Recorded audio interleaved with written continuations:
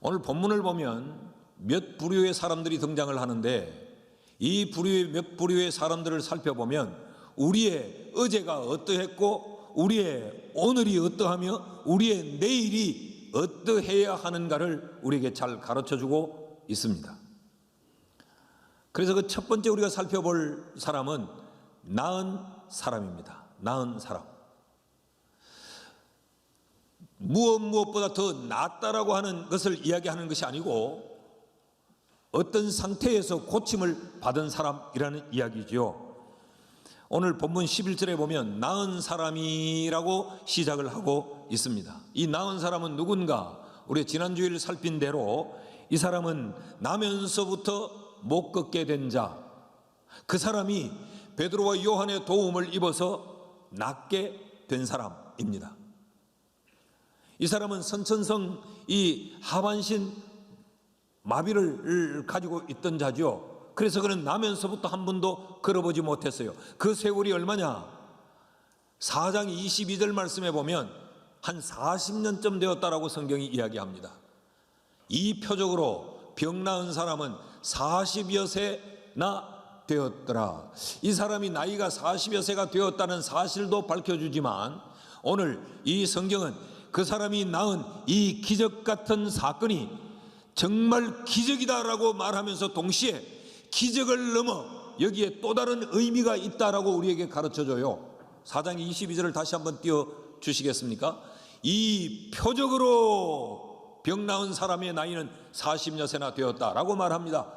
이 기적으로 이 사람이 병 나았다라고 말하지 않고 표적으로 이 병 나은 사람의 이야기는 이 나이는 40여 세나 되었다. 그러면 이 사람이 병 나은 것은 하나의 표적이다, 그런 이야기죠. 기적이나 표적이나 이게 같은 이 의미의 범주 안에 들어 있습니다만은 세부적으로 좀 의미가 달라요. 기적은 아주 경이롭다, 기이하다라고 하는 것을 기적이라고 말합니다. 그런데 이 표적이라고 하는 것은 이 징조, 표시, 그런 의미를 가지고 있습니다. 여기 표적이라는 말은 세메이온이라는 단어를 쓰고 있습니다. 이 말은 영어로 옮기면 사인이라는 이야기입니다. 이 나면서부터 못 걷게 된 자가 병이 나은 이것은 기적적인 사건인데 단순히 놀라울 사건으로 끝나는 것이 아니고 이 사건은 무언가 징조다, 이것은 무언가를 표시한다, 여기에는 특별한 메시지가 담겨져 있다, 그런 이야기입니다. 우리는 누구냐? 우리는 나은 사람이야. 무엇으로부터 우리는 성함을 받았느냐? 죄로부터 성함을 받았고, 우리는 사망과 저주로부터 우리는 성함을 받았고, 우리는 하나님의 심판으로부터 예수의 이름으로 나음을 입어 오늘 성전의 사람으로 하나님을 예배하고 있는 것입니다. 어떻게 나음을 입었습니까? 베드로와 요한이 이 나면서부터 못 걷게 된 자를 이렇게 세우니까 사람들이 충격을 받습니다. 그래서 베드로와 요한을 주목하고 사람들이 몰려옵니다. 12절 말씀에 보면 베드로가 이것을 보고 백성에게 말하되 이스라엘 사람들아, 이 일을 왜 놀랍게 여기느냐?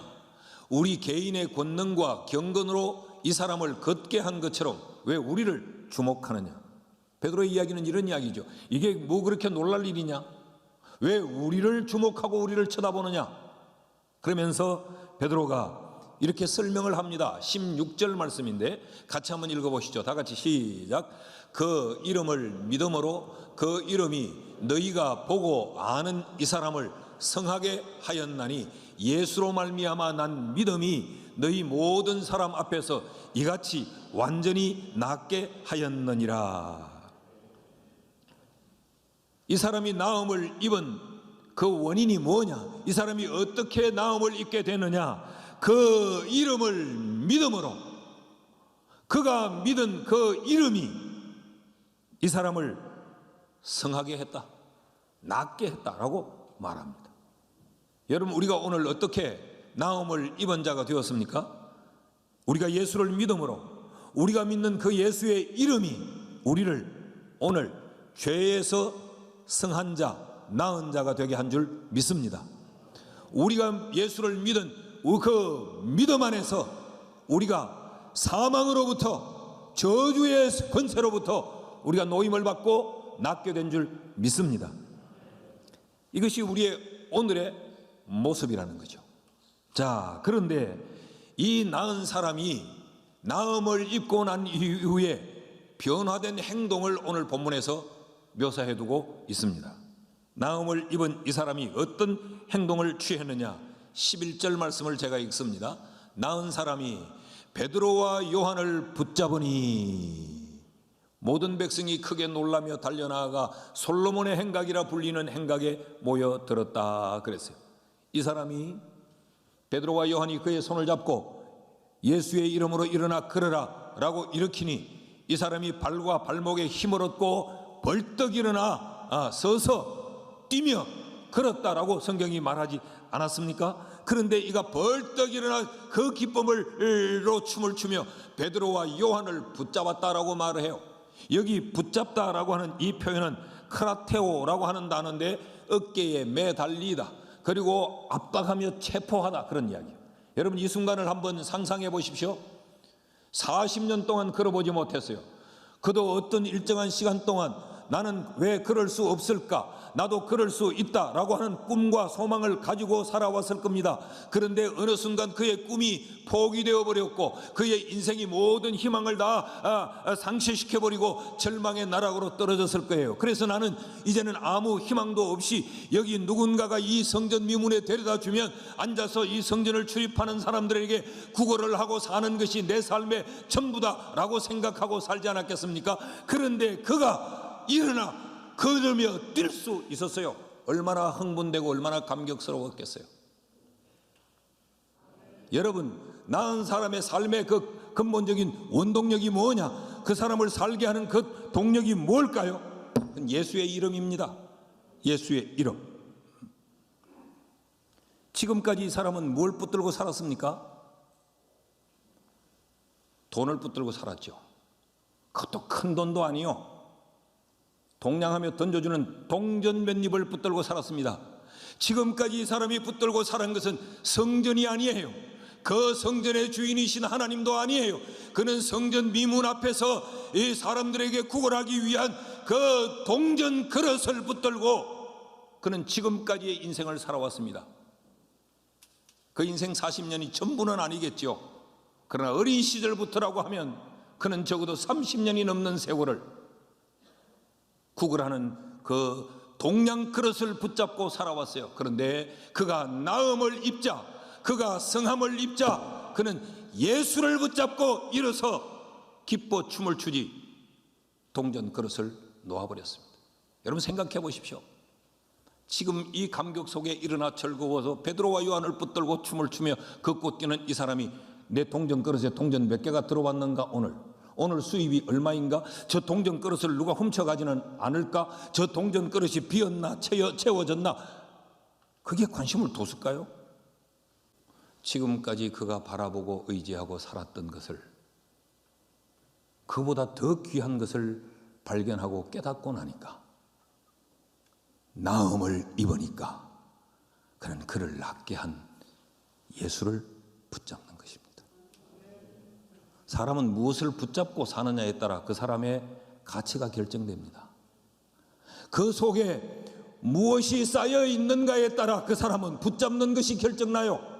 내 속에 욕망으로 가득 차 쌓아온 사람은, 욕망을 쌓아온 그 사람은 욕망에 더 큰 욕망을 붙들게 되어 있습니다. 내가 무엇을 붙잡느냐가 그 사람의 가치관이에요. 내가 무엇을 붙잡느냐가 그 사람의 삶의 스타일입니다. 내가 무엇을 붙잡느냐가 그 사람의 믿음의 대상입니다. 여러분, 예수로 나음을 입고 예수를 믿는다면 우리가 붙들어야 할 그 대상은 예수 그리스도입니다. 나는 여러분이 예수 붙잡고 사는 자 되기를 축복합니다. 왜 그렇습니까? 우리가 예수로 인해 나음을 입었기 때문에 그렇습니다. 여러분, 예수 붙들고 사십시다. 아멘은 이렇게 잘 하시는데, 토라서 나가면 동전 그릇 붙들고 보잖아요. 동전이 몇 개 달렸나. 그 동전이 가득 담겼으면 오늘 기분이 뿌듯하고 오늘 마음이 든든해요. 그런데 그 동전 받는 구걸하는 그 그릇이 비어 있으면 왠지 오늘 불안하고, 왠지 오늘 우울하고 슬프고, 그렇지 않습니까? 그런데 그 동전 그릇은 나를 낫게 할 수가 없습니다. 오늘 흙이진 배를 빵 한 조각을 구입해 그 배를 채울 수 있게는 순간적으로는 해줄 수 있을지 모르지만 나를 그 자리에서 일어서도록 만들어줄 수는 없습니다.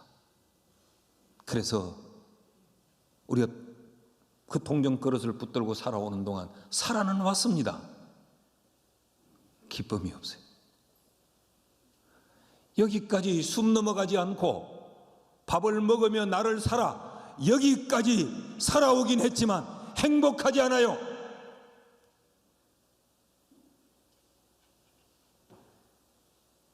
예수를 붙잡아야 우리가 기쁘고 감사한 삶을 살아갈 수 있습니다. 우리에게 이런 삶이 되기를 주의 이름으로 축원합니다. 둘째로, 나은 사람만 있었던 건 아니에요.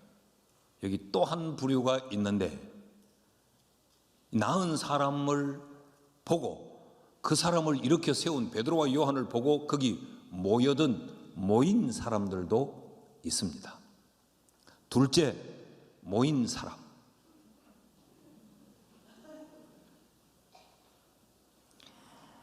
11절 말씀을 제가 다시 한번 읽으면, 나은 사람이 베드로와 요한을 붙잡으니 모든 백성이 크게 놀라며 달려나아가 솔로몬의 행각이라 불리우는 행각에 모이거늘. 이 행각은 이렇게 우리 옛날 원두막처럼 기둥이 있고 위에만 이렇게 돼 있어서 사방이 트여져 있는 곳이죠.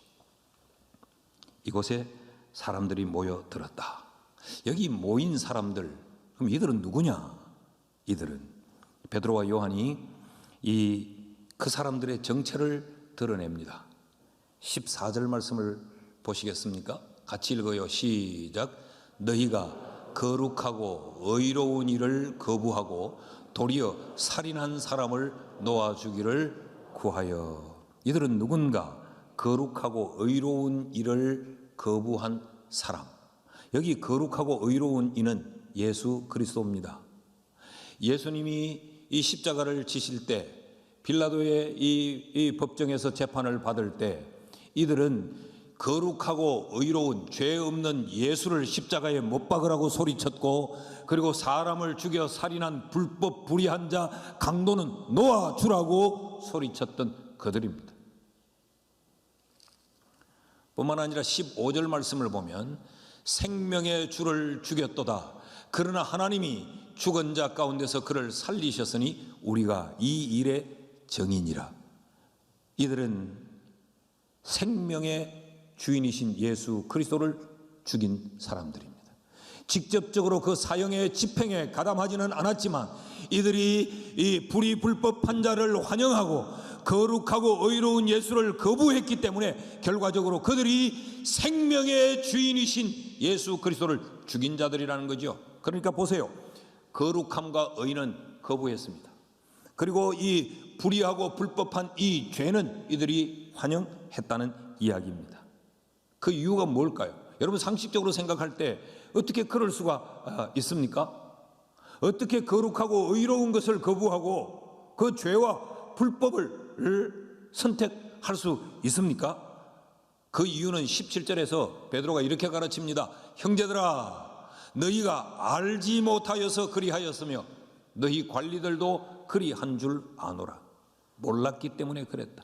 예수를 몰랐기 때문에, 거룩이 무엇인지를 몰랐기 때문에, 의가 무엇인지를 몰랐기 때문에, 죄가 무엇이요 불의 불법한 것이 무엇인지를 이들이 알지 못했기 때문에 그랬다는 것입니다.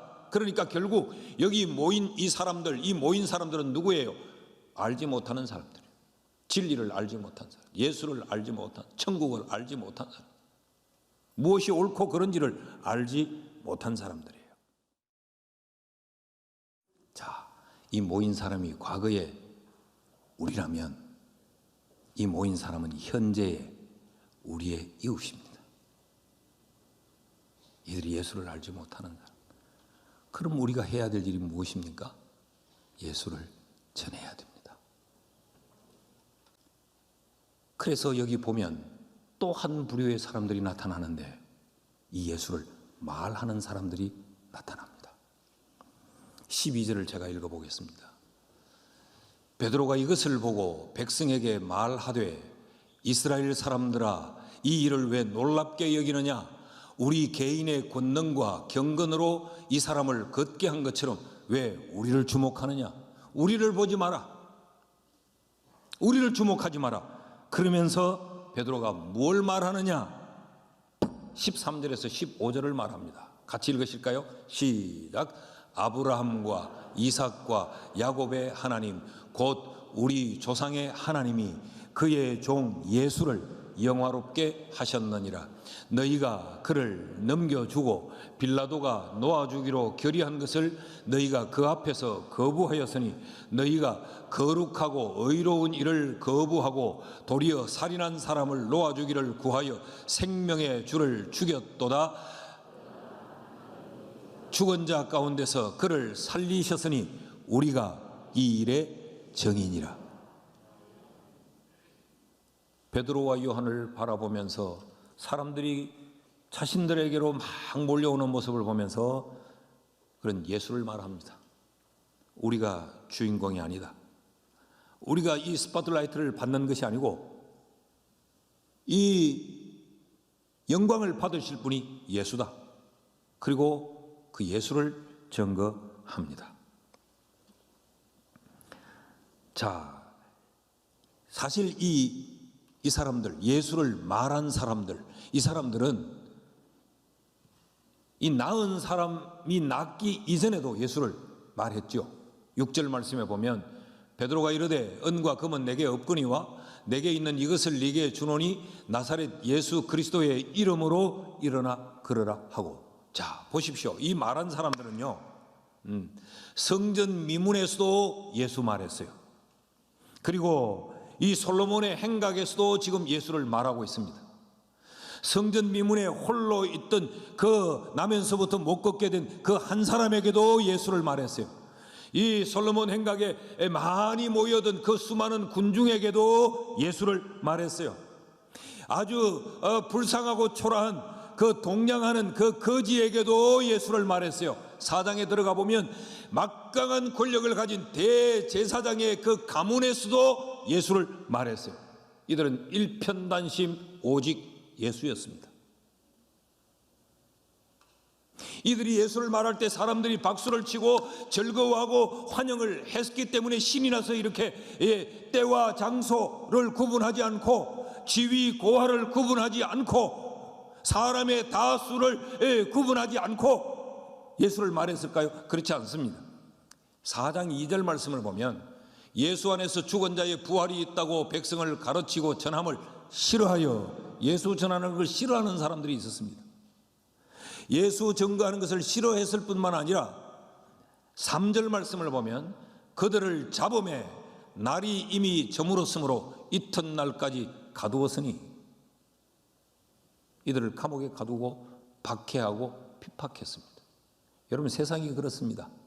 왜요? 세상이 모인 사람들이니까, 예수를 알지 못하는 사람들이니까, 진리를 거부하는 사람들이니까, 예수를 죽이는 사람들이니까 싫어하고 박해하고. 자, 그런데 그럼에도 불구하고 예수를 믿는 사람들이 있었습니다. 이어지는 4절 말씀을 보십시오. 말씀을 들은 사람 중에 믿는 자가 많으니 남자의 수가 약 5천이나 되었더라. 여러분, 베드로와 요한이 예수를 말할 때 남자들만 들었겠습니까? 장년들만 들었겠습니까? 남자의 수가 5천이나 되었더라는 말은 많은 사람이 베드로와 요한이 말한 예수를 영접했다는 거죠. 자, 이렇게 거침없이 예수를 말하니까 4장 18절에 보면 이들을 예수 말하지 못하도록 이제는 통제를 합니다. 그들을 불러 경고하여 도무지 예수의 이름을 말하지도 말고 가르치지도 말라. 누가 말하느냐? 그 시대에 권력 있는 기득권 세력이 권력으로 탄압을 합니다. 그랬더니 이 말한 사람들이 어떻게 말하는지를 한번 보십시오. 19절 20절입니다. 같이 읽읍시다. 시작. 베드로와 요한이 대답하여 이르되 하나님 앞에서 너희의 말을 듣는 것이 하나님의 말씀을 듣는 것보다 옳은가 판단하라. 우리는 보고 들은 것을 말하지 아니할 수 없다 하니. 이 말하는 사람들은 예수를 말하지 않을 수 없다는 겁니다.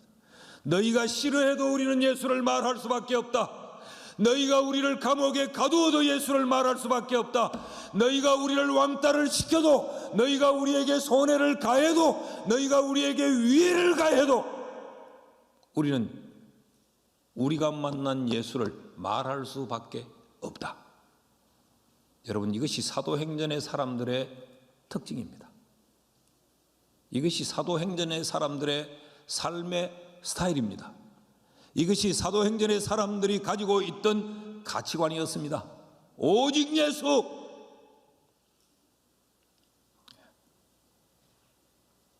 일편단심 예수였어요.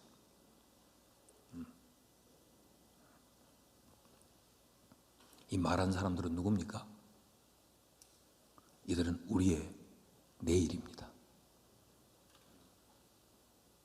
이들이 살았던 이 삶은 우리가 살아야 될 삶입니다. 코로나 사태가 터지니까 제일 먼저 제동을 거는 것이 교회 가지 말라는 겁니다.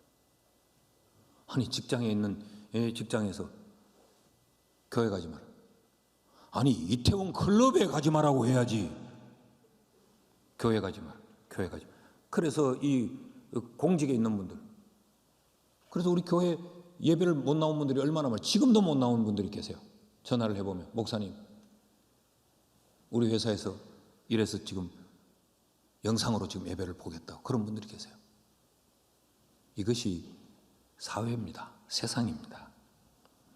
그럼에도 불구하고 우리가 예수를 말해야 하는 이유가 있습니다. 그들이 싫어해도, 그들이 우리를 박해해도, 우리를 일터에서 내쫓아도, 우리의 직장에서 나를 왕따시켜도, 그래도 내가 예수를 말해야 되는 이유가 있습니다. 4장 12절입니다. 같이 읽으실까요? 시작. 다른 이로서는 구원을 받을 수 없나니 천하 사람 중에 구원을 받을 만한 다른 이름을 우리에게 주신 일이 없음이라 하였더라. 할렐루야. 예수가 답이기 때문입니다. 예수가 능력이기 때문입니다. 예수가 우리의 양식이기 때문이에요. 예수가 우리의 생명이기 때문에 어떤 상황이라도 우린 예수를 말해야 합니다.